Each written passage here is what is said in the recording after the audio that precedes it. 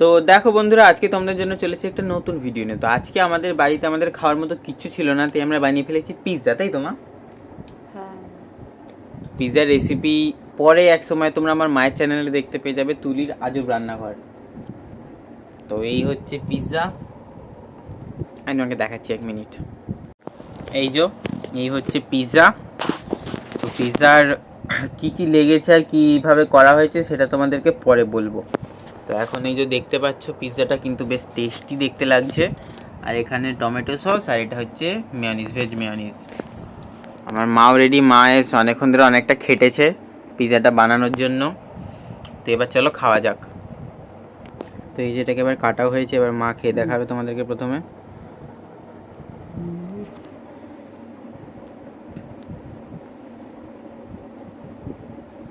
কেমন হয়েছে? আমার রান্না তো দারুণ, অসাধারণ নাকি? আচ্ছা, আমি একটু এবার খেয়ে দেখি। নাও, এবার আমিও খেয়ে দেখি।